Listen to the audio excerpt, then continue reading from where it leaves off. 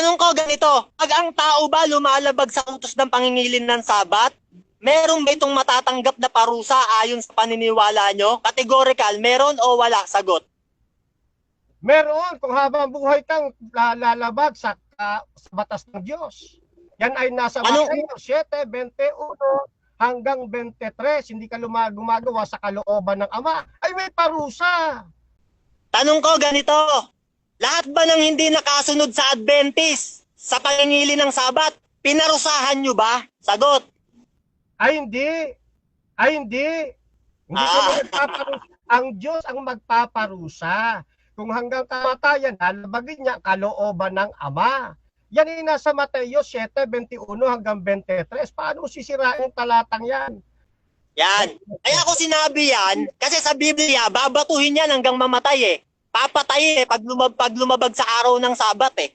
Kaya tinatanong ko kung pinarusahan nyo yung mga kapwa nyo Adventist. Kasi pag ginawa nyo yan, papaalisin kayo sa Pilipinas. Sabi rito, 6 na araw gagawa ka, datapot ang 4 araw ay pangingilin ninyo isang Sabat na takdang kapahingahan sa Panginoon. Sinong gumawa ng anumang gawa sa araw na iyan ay papatayin. Huwag kayong magpaningas ng apoy sa inyong buong tahanan sa araw ng Sabat. Exodus 35 ng 2:3. Ito tanong ko sa iyo, tinatanggap mo ba na ang pangingilin ng Sabat ay hindi nakakapagligtas? Sagot. Yes. Oo naman. Yes. Oo naman.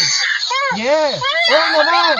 Kasi ang kautusan hindi tagapagligtas. Ang tagapagligtas si Kristo. Ang gampanin ng kautusan ay upang maging gabay natin, malaman natin tayo'y nagkakasala. Parang salamin ng kautusan. Yan ang sasabi kung may dungis ka. Ang tagapagligtas si Kristo. Ano sabi ng tagapagligtas? Ginawa ang Sabat ng dahil sa tao. Ngayon, tanong ko sa'yo, ibig sabihin kung hindi nakakapagligtas ang Sabat, walang halaga Sabat pagdating sa kaligtasan. Tinatanggap mo. Time na, 7 minutes. Oo naman. Okay, so dyan nagtatapos mga kapatid ang ating second cross ng ating debate.